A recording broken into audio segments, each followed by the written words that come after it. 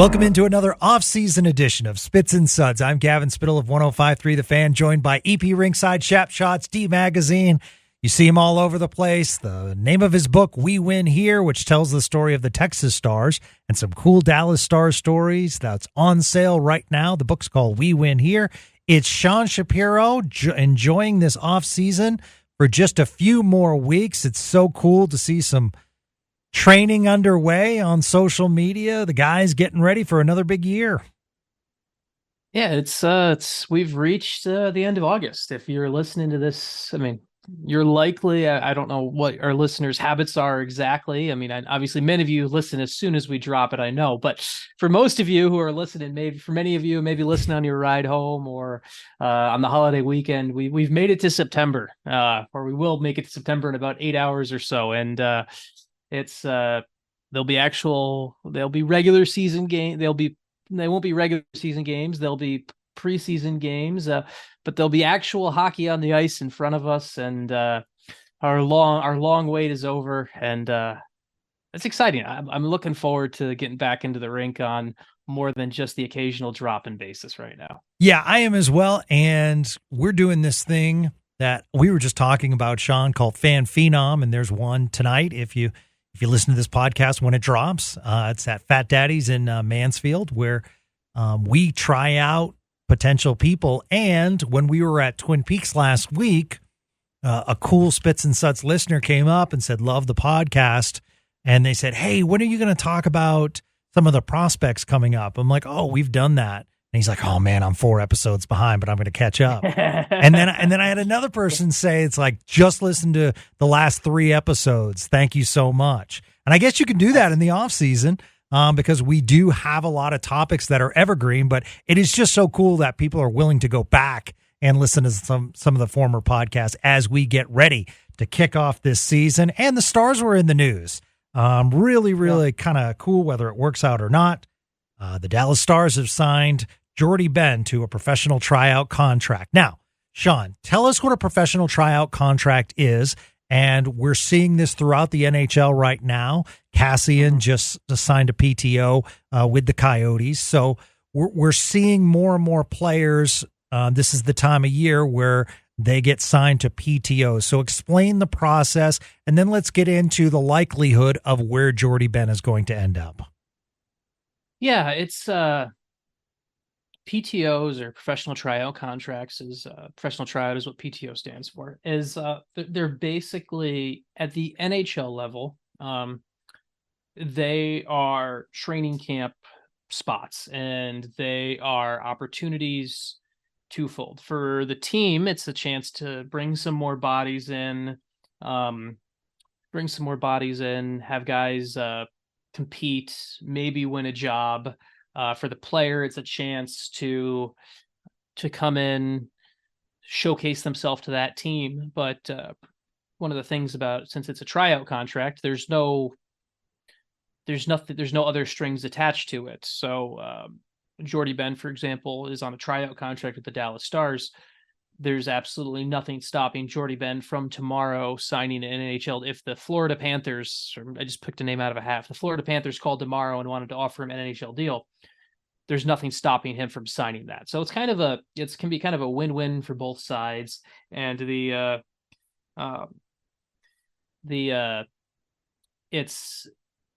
a space that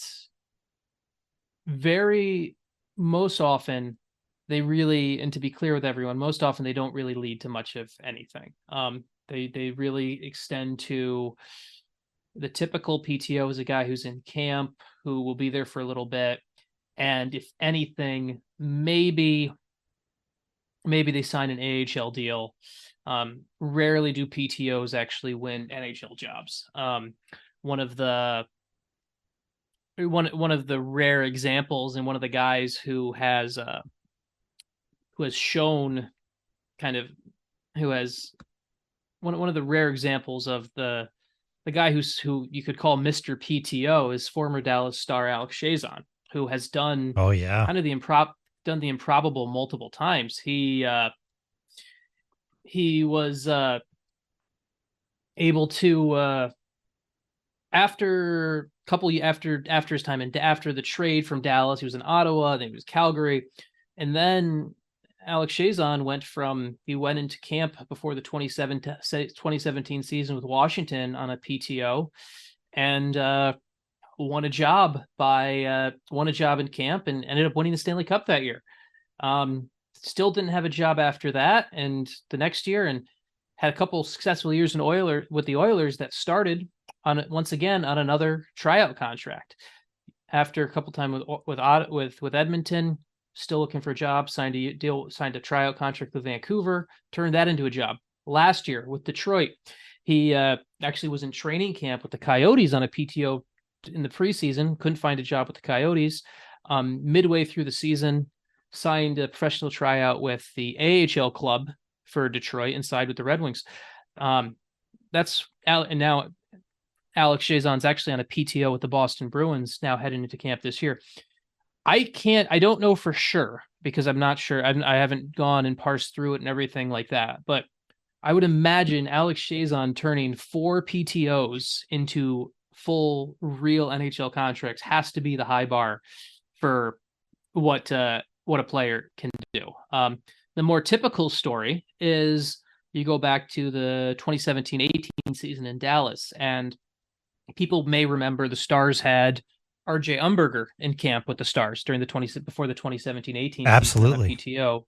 And Umberger was here, and Ken Hitchcock talked very nicely about his play and all of that stuff. But ultimately, the Stars didn't sign him, and he decided that he didn't want to go the minor league route, and he retired from the game.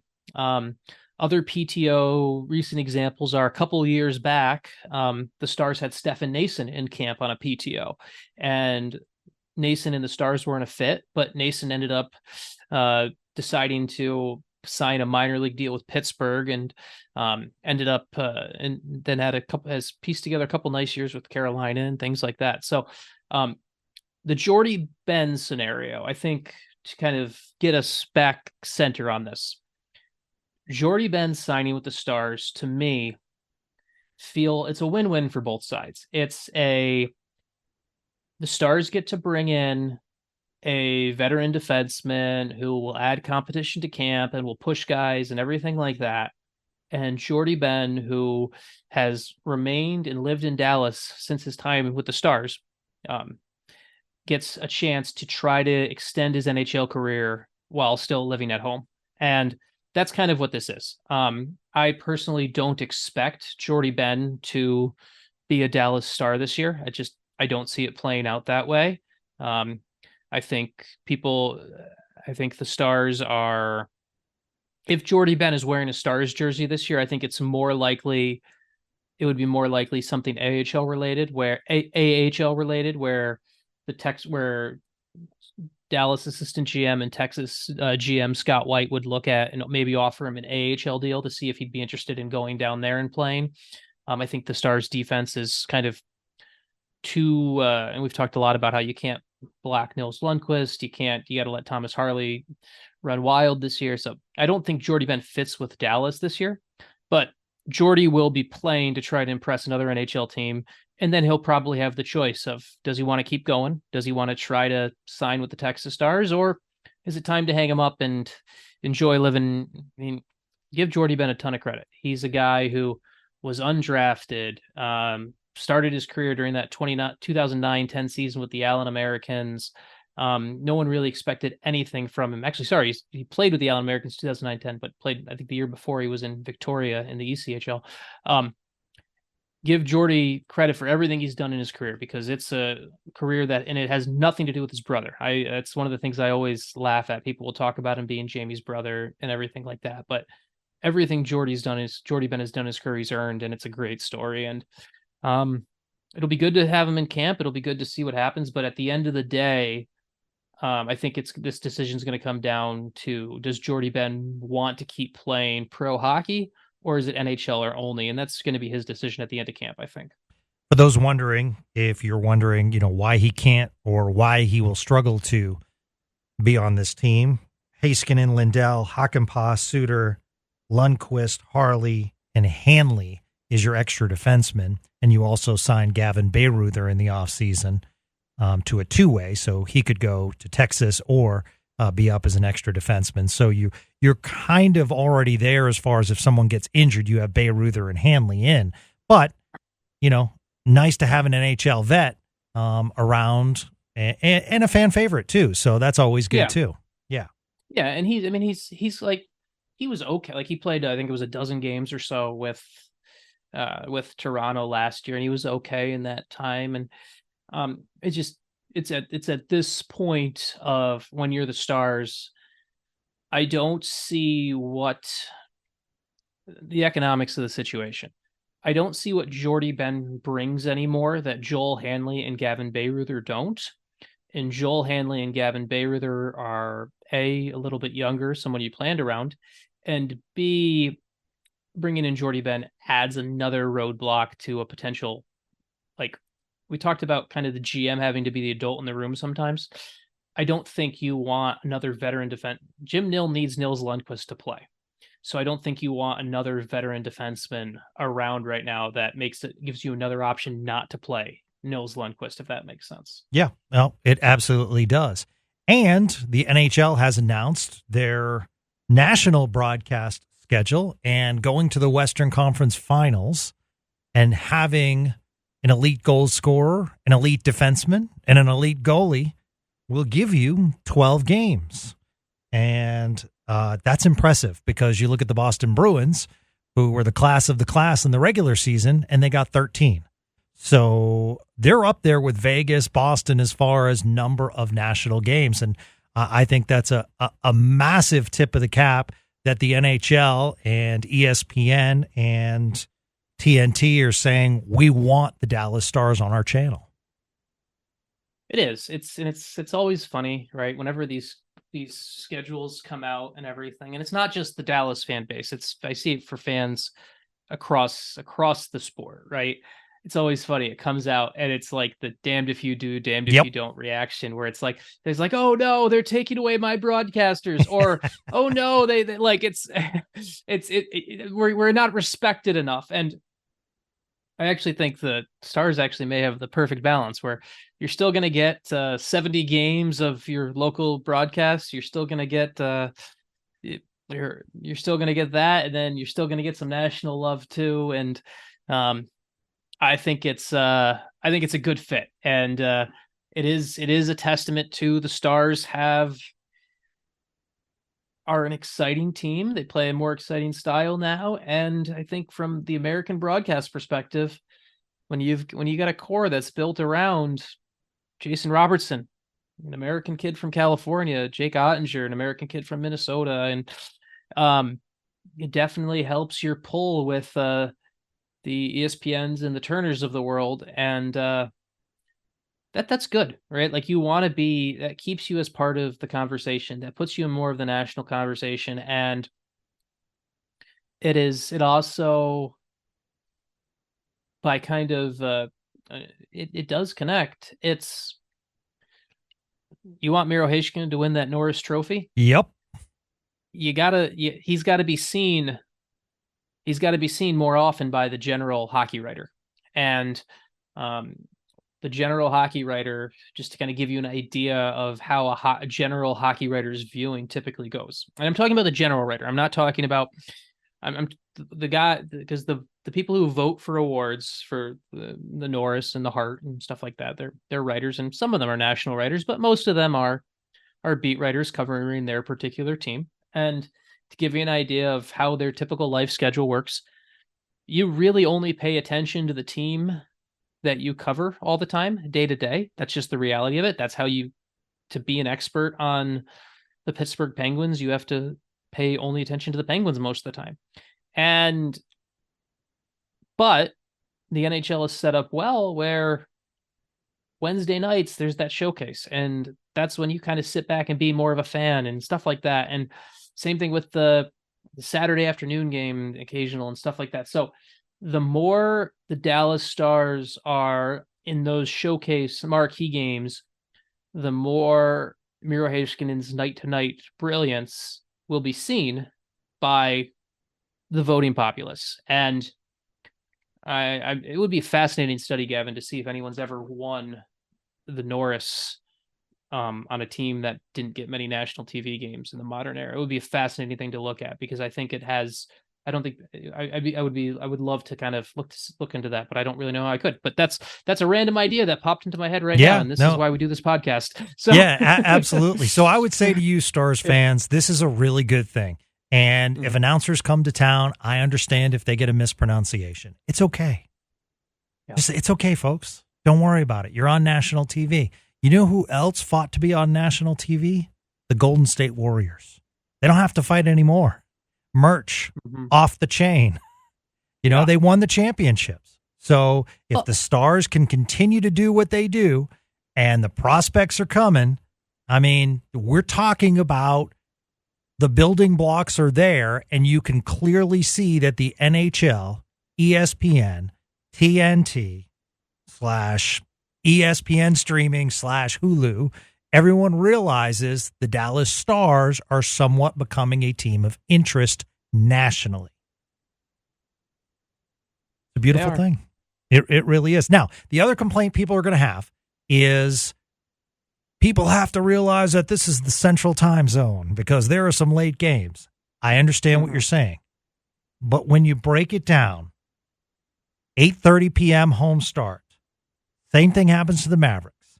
Vegas Golden Knights at Dallas Stars. People need to realize that's a couple of reasons. One, there's going to be an East Coast game first. And then second, if you have to cater to the Stanley Cup, defending Stanley Cup champions market as well. So 8:30 is a 6:30 start in Vegas. So that's why they do that. So it makes sense on that level. Dallas Stars at Colorado Avalanche, once again, because of the time zone. That's an 8:30 start. And they have another one. This one at Colorado Avalanche, a 9 p.m. And then the Wednesday, April 17th, which will be one of the final games of the year, St. Louis Blues at Dallas Stars, 8:30. That's a little tough to swallow. But hopefully that comes down. Well, hopefully the Stars are in command of a playoff position on April 17th, right, Sean?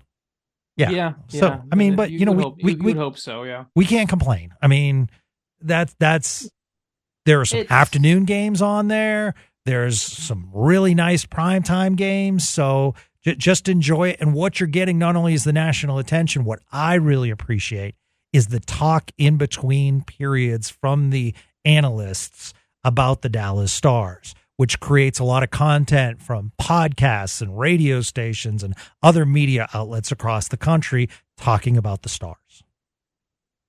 It's good. And this franchise is in a good spot right now moving forward. They are like if we were to do like Gavin, if we were to go and be like, hey, we each get to pick a couple franchises as ones that we would want to, like, I don't know, play Monopoly with or whatever, where it's like, hey, this is ones I'm betting on the next 5, 10, 15-year future for this franchise. Like, I would be hard pressed for us to think that we get past pick 5 without picking Dallas. And so the Stars they have forced themselves into the national hockey conversation. I feel like they're going to do that more this year with coming off this past season. And I think, I mean, you can't undersell the potential Jason Robertson impact. I think that's something that's really going to heat up even more. He had more than 100 points last year, set a franchise record. He's an American. He represents kind of what we want to see more and more in this sport of, he's not just a white dude. He's a Filipino American. He's someone who is having success. I have I don't know if I've told this story on this podcast or not, but I have a cousin who is who was born in the Philippines and never really watched much hockey or anything like that. But he actually goes to North Texas, and he was someone who, he's never really cared about hockey, but I saw him and my uncle a couple weeks back, and he told me they're big Jason Robertson fans because, hey, there's someone like us who we can root for. And that's like, I think the Jason Robertson impact, I really think that's going to go a long way for this team's popularity, especially if he continues to put up points like he has, because he's got a personality that he's starting to show more and more of too. It's full steam ahead with Robertson, I think. Yeah, there was also some time changes announced too that really caught my eye. Saturday, December 23rd at Nashville, now a 1 p.m. start. That could be an early Gavin Spittle Christmas present. I want to go to Nashville. And the other one, if you're thinking ahead for Valentine's, if your lady is a massive Dallas Stars fan, or for you ladies listening because of Sean, not because of me, but because of Sean's sexy voice, Saturday, February 17th, against the Edmonton Oilers at home, a 2 p.m. start. Those to me are two delicious games. So I love the day game. Day games I are do great. too. I love the day game. Now I love them even more so because I have kids. It's such a great, like, hey, it's a family. It becomes a family game. It becomes a game where you can get kids out. I mean, how great is that, right? Like, as from a Dallas perspective, you got a day game. The Oilers come into downtown on a Saturday. You can take the kids to go see McDavid. That's so cool. Like, that's cool. On a more adult perspective, I always enjoyed, like, it's great. It's like it gives you similar to the Sunday football vibe, where you get to go watch the 1 o'clock game, and then you get to kind of just have the nightcap at home and watch the Sunday night football game. And that's what those Saturday day games are always like for me, hockey wise, where you get to go to that game, 1 o'clock, 2 o'clock, whatever it is, and go home. You still have the night. You can go out to dinner. You can watch some more hockey more casually. I love the day game. I wish teams played more day games, because I think I truly think it would grow the game. I think it would be, I think if the league focused on that a bit more, I think it would be great. I personally am very pro day game. No, you're absolutely right. In fact, on December 9th, so two great day games, the Golden Knights come to town against the Stars. That's an amazing sports weekend. You have Knights at Stars, and then the next day you have Eagles at Cowboys. What an awesome home weekend for sports fans here in DFW.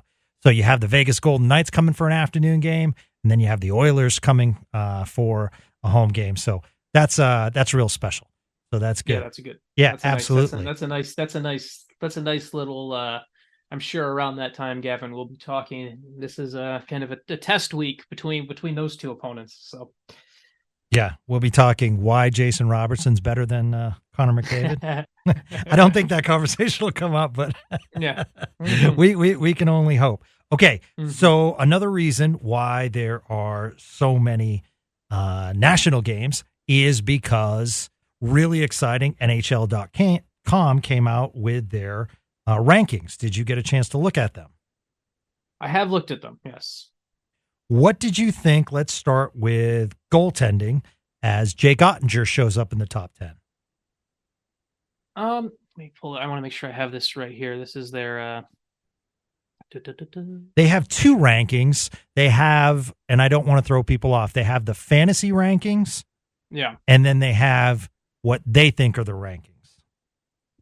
Yeah, because those are two. I think we need to be very clear to people, right? The fantasy hockey rankings are a much different thing, right? It's something where I actually have to pay more attention to it this year, because I have a good friend of mine who invited me into his keeper fantasy hockey league. So I'm actually playing fantasy hockey again for the first time in a while, Gavin. And Gavin, I'll tell you, it's a keeper league, and I'm taking over for the guy that finished last in the league last year. So I'm getting Connor Bedard at number 1 in the keeper league. So I'll update Pete. I think we're still going to be in a rebuild year on that team, but I'm going to get Bedard number 1 in that league. Nice. Anywho, fantasy so they had, if I've got the list, if I'm looking at the right list, they had Jake Oettinger at number 7 on this list. Yes. And the how they ranked these goalies, the kind of etymology of how they got to it is interesting to me, because it's not a list of the top 10 goalies just from last season. If that was the case, Linus Ullmark would be number one, right? Like Correct. after the year he had last year in the Vezina, he would clearly be number one. This is, to me, more of a list made by their panelists of goalies they would pick if they're building a team. Like, I think that was kind of the way you would look at it. And I don't mind Oettinger at 7. Agreed. I don't mind him at 7. Let's give the tops just to put it in perspective. Yeah. So we had number 10 was Thatcher Demko in Vancouver. Number 9 was Philip Gustafsson with the Minnesota Wild. 8 was Alexander Georgiev with the Colorado Avalanche. 7's Oettinger. 6 is Linus Ullmark with the Bruins. UC Saros, number 5 for the Predators. Connor Hellebuck, number 4 at number 3, Ilya Sorokin with the Islanders. Number 2, Igor Shesterkin with the Rangers, and then number 1, Andrei Vasilevsky, the Tampa Bay Lightning. To me, where the debate comes, I'm a firm believer that the 3 best goalies in the world right now are those 3 Russians. I think that's fair. Between Vasilevsky, Shesterkin, and Sorokin, it is the golden age of Russian goaltending. I think you could make the case after those 3. I wouldn't be opposed to having Oettinger at 4. I don't mind him at 6. I wouldn't mind him at 6.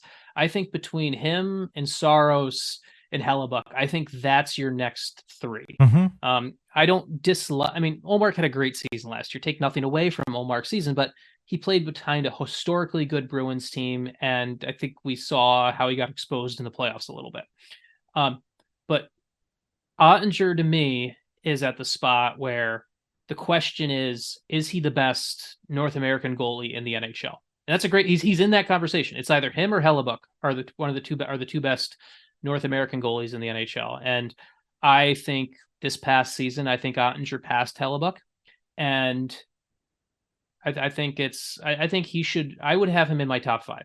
I would right now. I would have the top 3 they have. I would have UC Saros 4. I'm a big UC Saros guy. I think he's incredibly.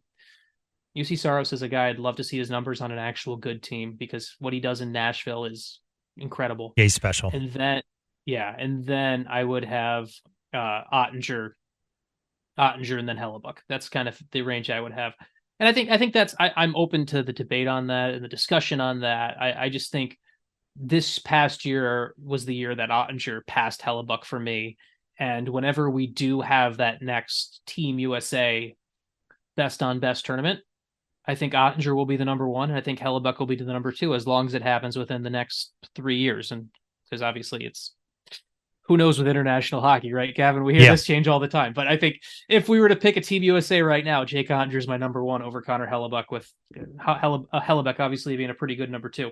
Yep, I think it was a solid list. I agree with you. I'm also going to say it's a solid list as far as defense. Number 1, Cale Makar, Avalanche. Number 2, Adam Fox with the Rangers. Number 3, Miro Heiskanen. So those are your top 3. And I think the advancement of Miro this past year was terrific, specifically after the All-Stars break. I think he took his game, which was already heading in that direction, but I think he took it to new levels and had a career high year. That said, I think 3 is good. I think Adam Fox is a Norris candidate every year, as is Cale Makar. I mean, wanted to get your thoughts, but I think a solid 3 for Miro at this point, at his age, very good.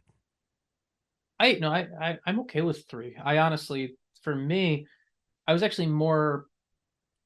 more surprised he was at 3, just based off, you look at the other ones in the top 5, Makar, Fox, Hedman, Yossi. I was surprised he was above Hedman and Yossi, simply not for my money, but for the panelists' money. Absolutely. I was surprised he is ahead of them because he hasn't won a Norris Trophy, and so he's the only one in the top 5 that hasn't won the Norris. And so I thought he would have gotten a little bit of what seems to be like this Charlie McAvoy treatment, where McAvoy's at 6, and I think McAvoy probably should be at 4 on this list. But McAvoy, and I thought I think he's right in the spot he should be. He's in that, it's between, if I was to pick any defenseman in the NHL right now, I'm picking Cale Makar. That's just the reality of it. You're picking Cale Makar. I'm picking Cale Makar. But after that, my conversation in between Fox and Heiskanen is a good one. It's a good debate, and it's right where he should be. And It's to me, it's also more telling of like these lists, while they don't determine who wins awards, they're a lot like college football rankings, Gavin, where it's a lot easier to win the Norris Trophy when you start the year at number 3 on a list like this. Yep. Right. Like it's why everyone complains about college football rankings before the season. They're like, they haven't played a game yet. Yeah. And you're like, well, it's like, and you're like, all right, well, but it helps escalate and put teams higher than they should be and everything like that. I think this is a fair ranking for Miro, and it helps set a fair bar for what the season should be for him. I agree. And then when you go to centers, we talk about him a lot on this podcast, but we mention Miro, Robertson, and Oettinger. And coming in at number 13 as far as top NHL centers, Roope Hintz, which I thought it was great that he got that recognition. Yeah, I think Hintz we obviously appreciated him watching him in Dallas and everything like that. But I think his performance in the playoffs, his play down the stretch really started to swing people to kind of realize what he does on a night to night basis. Yeah, absolutely. And when you say, wow, but he's 13, listen to these names. Number 1, Connor McDavid. Number 2, Nathan McKinnon. Number 3, Draisaitl. Number 4, Austin Matthews. These are NHL stars. 5, Sidney Crosby. Jack Hughes of the Devils. Braden Point of the Lightning. Jack Eichel. The names go on. Barkov from the Florida Panthers. Pettersson from the Vancouver Canucks. And Tage Thompson, who had an amazing year for the Sabres. So it's not like, I don't know how much higher Hintz could climb, but, once again, what's cool and getting national recognition, that Robertson, Pavelski, and Hintz line, which is cool because when the top NHL lines come out, you always see that at the top of the list. So that's another reason why the Stars are being featured on so many national games. So that's pretty awesome. And then we shift finally to the top NHL wings, and Jason Robertson, pretty high on that list, which is wonderful. I got to pull it up right now. Was he number 6, Sean? They did it as let's see. He came in at actually number 5. And they talk about him, led the Stars in goals, assists, points, NHL first All-Star team, most by a Dallas, Minnesota North Stars player since Modano. Just goes on and on. Talk about his age at only 24, 18 points in 19 playoff games to reach the Western Conference Final. So nice little attribution to Jason Robertson as well. So was this wings, or what was this particular? Was this both wings, or was this because which wing was this for? Was this for? They have it listed as top 20 wings, right and left. So they have top 20 centers, top 20 wings, top 20 defensemen. And then they have top 10 goaltenders. Okay. That makes sense. I was curious. So you want me to do the list? Yeah, what was that top 5 again? Okay. As I scroll way ahead. All right. So number 1, Pasternak from Boston. Okay. Number 2, Matthew Tkachuk, and the unreal year he had. Kucherov from Tampa Bay. Mikko Rantanen from the Avalanche. Then Robertson. And then after Robertson, Mitch Marner from the Toronto Maple Leafs. Kirill the Thrill, Minnesota Wild. Ovechkin at number 8. Panarin, number 9 from the Rangers, and rounding out the top 10, Brad Marchand of the Bruins. Yeah, it's pretty. No, I think that's fair. Yeah. For where he is on that. That's. I would. But good point. I'd like to see left wing and right wing. I know that nowadays in the NHL, a lot of positions are interchangeable, so to speak. As far as you see some wings moving to center and, likewise. But at the same time, yeah, it would be nice to see, because I'd like the power forwards to get some credit too. Well, yeah. And it would be, it would be interesting to kind of like, since we still have an NHL end of season all-star team, not the all-star team, the end of season all-star team, which is what really, really kind of matters for this. It would be interesting to see how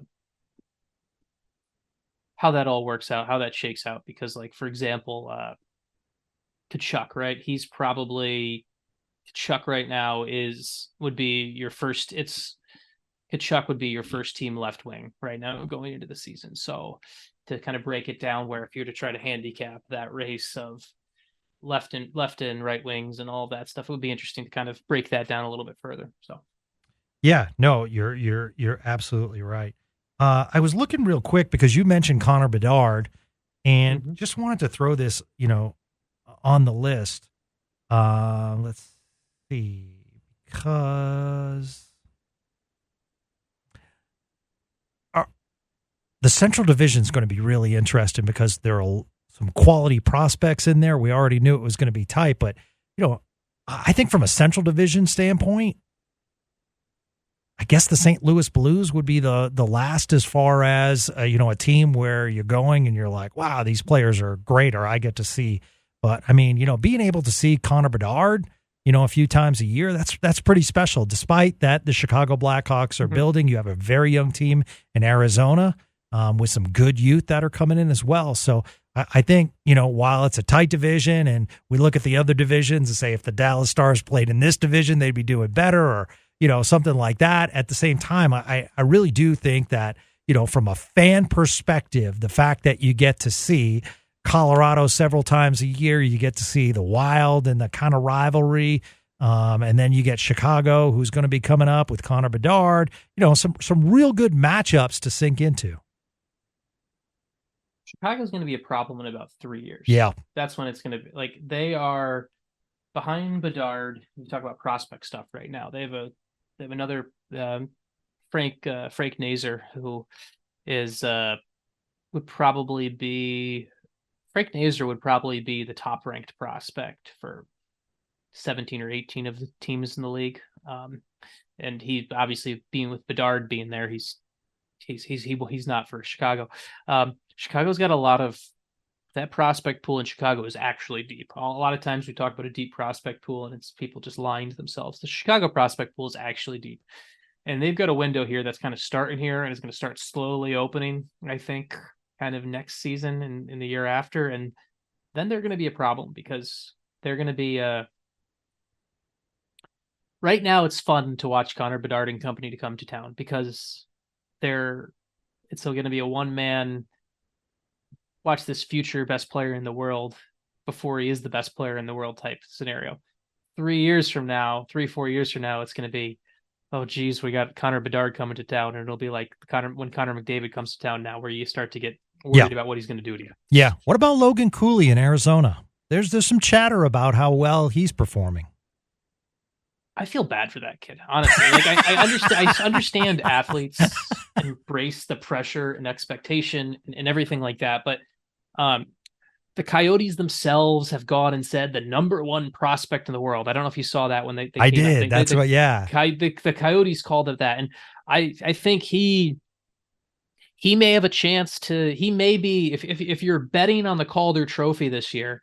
He may actually be a good sneaky, not even a sneaky, he'd just be a good bet to win the Calder Trophy this year based off being he's a year older than Bedard, so he's a little bit more of that physical maturity. He's a little bit more. He's coming from college hockey. He's beefed up a little bit more, and someone's got to put up points in Arizona. So he's gonna play every single opportunity, and Cooley's gonna be a great player. I think he's a tremendous player. I also I feel bad because it's kind of like the tilting at windmills thing, where I know at some point Arizona has to luck into a change and things like that. But I keep struggling to see the path forward to contention for the Coyotes when every time you do have a piece that looks like you're going to build around or something like that. Like, I mean, we talked about the Chikrin thing the other day. Like, trading Chychrun away and getting pennies on the dollar Yeah. for Chychrun, that doesn't give me a lot of confidence in what they're building. Like it's to me the Arizona feels like you go into the video game and you're like, oh, I want to rebuild a team from scratch, and you spend a couple hours doing it and then you forget about it. And then you're like, oh, I'm going to build the team from scratch again. You just keep going over and over again. And that's what the Coyotes feel like to me. So I feel bad for Cooley because I don't have a lot of confidence in that team taking the next step. And maybe I'm wrong. Maybe they find a way and they flip things sooner. I don't see, there's a lot of bad teams where I will see the path forward or I will see what they're doing. Like I saw Buffalo, you've been able to kind of track what they've been doing. Yeah. Ottawa, you can kind of track what they're doing. Anaheim has a good system coming. Yeah, and Anaheim has something coming now. I think now that they've got Carlson, they'll start to build around that. Columbus, you can see the path forward. Arizona is a team where it's like, okay, I guess they're going to be a hockey team. Like that's what Arizona is right now. And I just feel bad for Cooley because he's being tasked with, Connor Bedard isn't being tasked with saving hockey in Chicago. He's not being tasked with getting them new arena. Logan Cooley is getting those additional things of like, hey, number one prospect in hockey who plays in a 5,000 person arena. Yeah. Like that, it doesn't, the optics of it, you're just kind of, I feel bad for Logan Cooley at times. Well, Sheldon Keefe signs a 2-year contract to remain as the Maple Leafs coach. Were you surprised by this, Sean? I was surprised. I'll be honest. I was surprised it was 2 years because it was the 2-year extension. Yep. I don't, not that I disagree with it. I think Keefe is a fine coach. I think there's much worse you could do as a head coach in the NHL. I would have thought with, it's kind of interesting. They had obviously Kyle Dubas stepped down and left Toronto and Brad Treliving comes in and everything like that. And I would have imagined, so Brad Treliving was taking over a coach that he didn't hire and not his guy and everything like that. And so if there was going to be an extension, I don't think they wanted him to coach on as a lame duck coach this year, but I would have thought maybe a 1-year deal or something like that would have been put in place to give both sides kind of a little bit of that. Hey, we're working with each other, but we also want to see what each other brings. So the 2-year pact was a little bit, the fact he got the 2-year extension was more surprising to me than he got an extension at all. Correct. Because it begins next season. Yes, exactly. Yeah. So absolutely.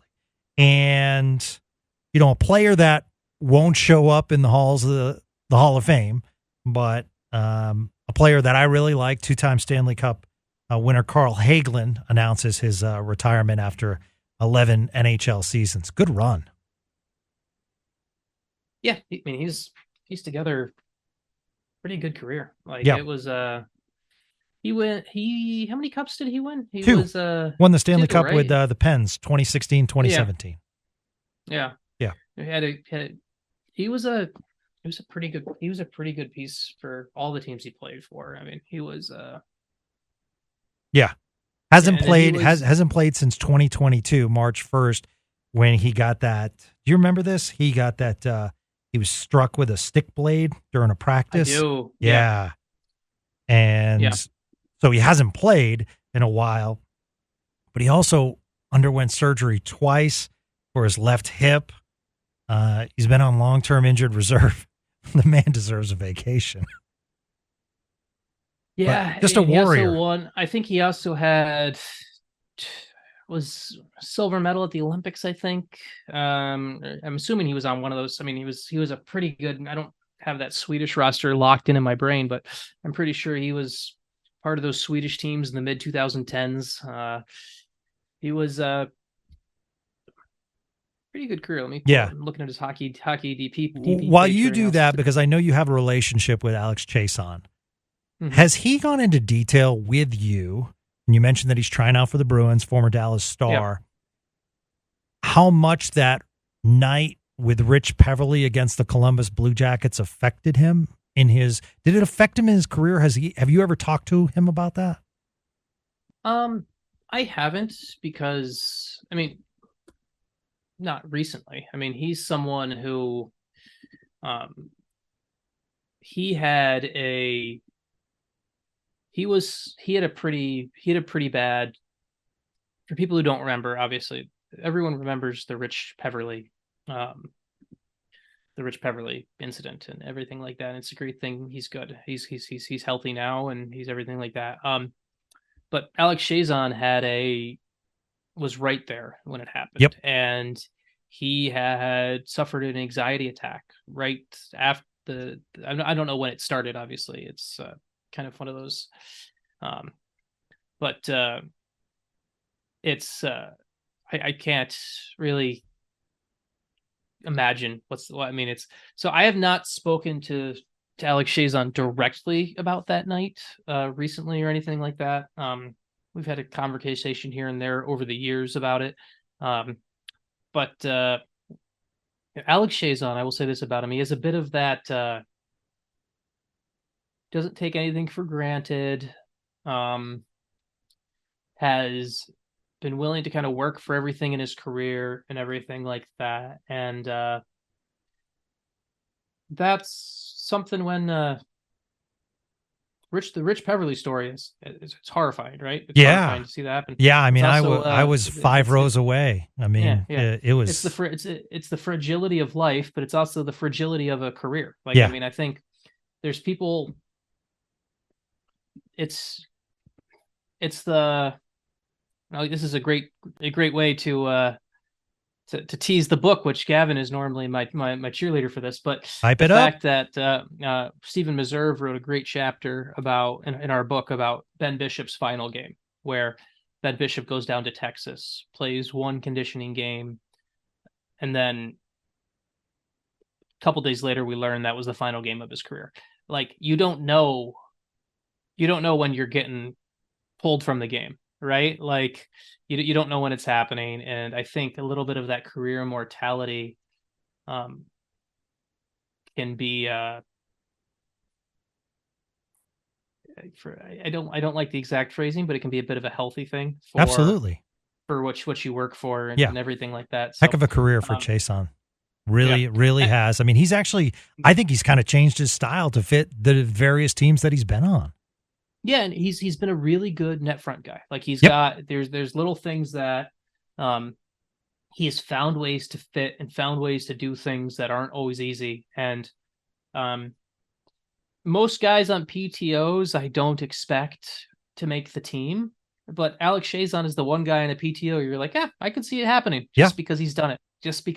So we'll see. Yeah, absolutely. Plano's own Stefan Noisen. Am I correct in that? Am I? Nason. He's done a good job, with Carolina.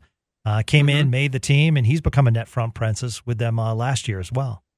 Yeah. So I think that's a good one. Hey, I wanted to end on a positive note. Let's do it. So I tweeted this out. NHL.com retweeted it. So we all know Erik Karlsson got traded to the Pittsburgh Penguins. So his daughter developed a relationship with the Sharks mascot. And you can find it on my Twitter. The Sharks tweeted out, "It's not a goodbye, it's a see you later, Sharky."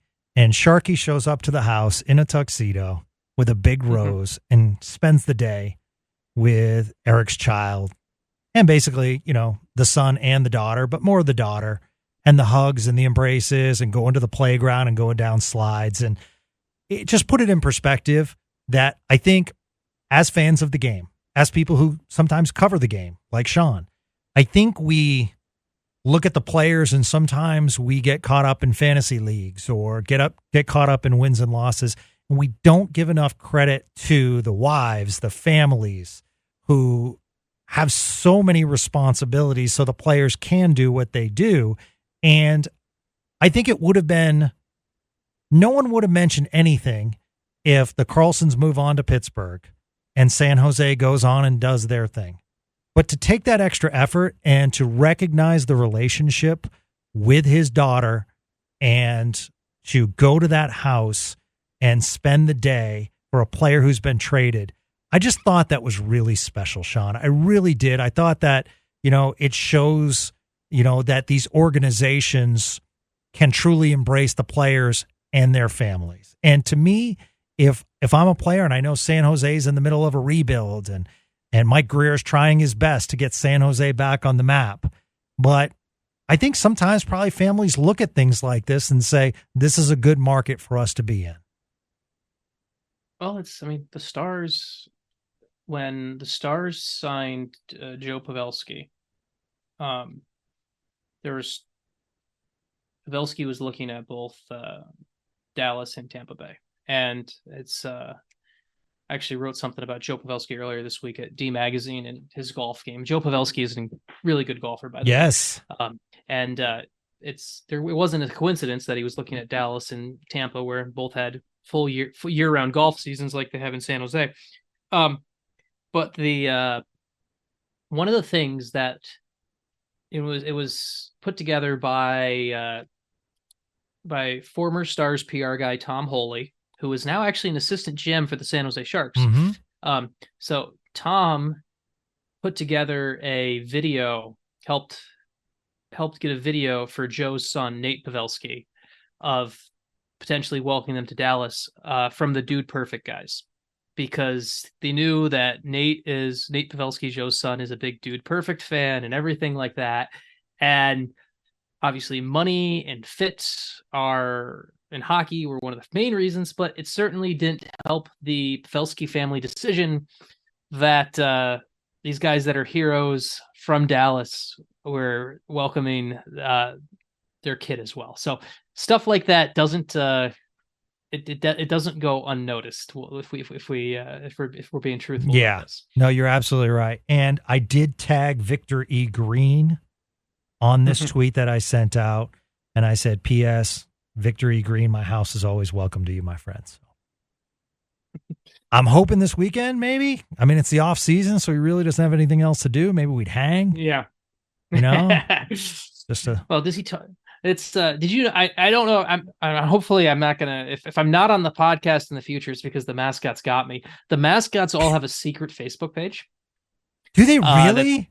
They do. They all have the mascots all have a secret Facebook page that only mascots are allowed to have access to, and they chat through that and everything. And, wow. If this is my last appearance on the on Spits and Suds, it's because I divulged the wrong state secret on that. It's I'm glad it'll be the way I went out. So that's funny. I am pro mascot.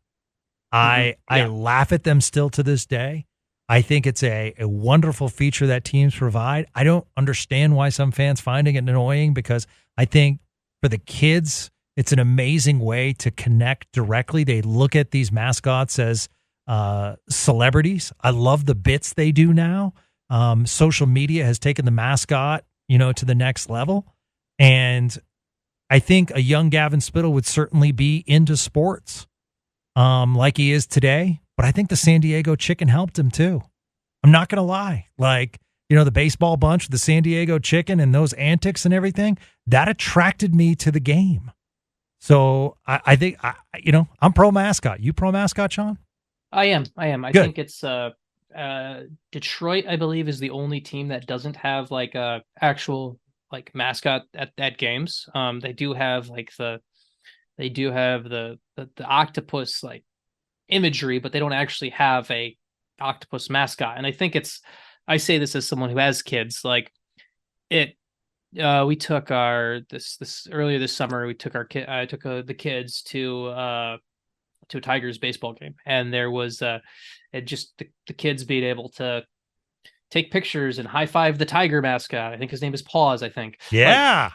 That's a big deal. And they had a good time at the baseball game, and they'll want to go back. And I think that's one of the biggest things that we sometimes forget about when we get on our high horse about something was, this is a game. Games are supposed to be fun. Let's try to, and having a mascot there, it doesn't hurt you as an adult. It doesn't. Just at the end of the day, it doesn't. Even if you want to laugh and say that's childish, just don't look at it. Just like you don't watch the Cartoon Network or whatever. Right. That's it. Yeah. No, absolutely. So when I got married in Houston, I was a big fan of Clutch, and I hired him to show up at my out-of-town happy hour get-together. And what I didn't realize when I hired him, Sean, is it was a pretty fancy restaurant. So here comes Clutch all lit up, and there was a couple, And I could tell the guy was not happy because Clutch banged that table pretty hard, and the guy had to grab onto the wine glass, and Clutch comes over, and I was like, man, this is so great. Like, I think that worked out better than my wedding. I'm not going to lie. But, still, I think it's so great to embrace the mascot. So I just thought that was super cool. And you could tell that Carlson was so thankful. And that's what it's all about. Yeah. He appreciated, that goodbye. And I'm sure every single time they go to San Jose, the daughter will want to go because she wants to see her friend Sharky. So that's pretty awesome. Any mascot stories in the book We Win Here? No specific mascot stories, but there is a pretty good piece in there from Steven again about kind of the importance in minor league hockey of the theme night experience, the going above and beyond just the hockey part of it. Because while you're going to get the diehards, you're going to get the people who are hockey fanatics in Cedar Park, which, by the way, if you're listening in Dallas, I highly suggest driving down to Cedar Park for training camp. It's a great spot. The arena, it's a great spot to see the players, the team up close. You should definitely do it. Just a quick side note of that, and we can talk more about. We can give people some more suggestions on where to eat and stuff like that closer to actual training camp. But it's in the book We Win Here. Steven has a nice piece about how important it is to connect to other parts of the community beyond just the people who understand the game already, because it's important to continue to create those touch points for everyone. Yeah, I would also suggest Stars fans, if you get a chance, go see the team in Cedar Park this year. Some terrific prospects, and as Sean mentioned, you're right on the ice. It's a terrific arena. Really, really exciting. So We Win Here is the book. That was a good plug, Sean. That was a really good plug today. So that's going to do it for Spits and Suds. We only have a few more of these left because guess what, guys? We're about to kick off the regular season. So we'll continue to bring you Spits and Suds on a weekly basis as we see the news, as we get closer to NHL training camps. And as we mentioned at the top of the program, if you are just joining us, Jordie Benn signs a PTO contract, and we discuss that as well as a bunch of other things. If you have suggestions that you'd like us to talk about, questions for us, feel free to reach out to Sean or myself. He's at Sean Shapiro on X/Twitter, and I am at GJ Spittle. And if you want to email me directly, I was just going to say, you've such that radio host in you. Like, if you're just joining us now, like the person who's like someone's listening to Spits and Suds in their room and somebody just like in their living room and someone walked by like old timey radio. That's great, Gavin. Yeah, thanks, man. Who's just joining us now? I said that and I was like, man, that's such a radio thing. That is not a podcast thing. Like all of a sudden someone picks up the podcast at 56 minutes and says, why aren't they talking about Jordie Benn? This is ridiculous. It's what we call in the business a reset. But you're right. I'm glad. I am glad you poked at me for that because that was a very on-air thing. I imagine that there's now, like, I really hope that there's somebody who's listening in their car or whatever, and just pick somebody up in their car. Like maybe someone's listening on an Uber driver, and Uber driver's listening to Spits and Suds, and they pick somebody up in Dallas, and they're like, "Oh, what are you listening to?" And it's like, "Oh, they missed Jordie Benn." Oh, no, you didn't. Here's Gavin. Hey, let me just move that line back and get to the top story. Yeah. Mm-hmm. You're right. It's ingrained after 30 years. Yes. It's fair. Yeah, absolutely. I'm going to start calling you Luds too. No, don't do that. All right. So that's going to do it. I won't refresh what we talked about today, but I will thank Sean Shapiro for joining us as always. And that's what I love about this program. We get to laugh. We get to tell you stories that we think are interesting, and we truly do appreciate your support of this program. So for Sean Shapiro of D Magazine, of Shap Shots, of EP Ringside, and of the book We Win Here, I'm Gavin Spittle of 105.3 The Fan, and we'll talk to you next week right here on Spits and Suds.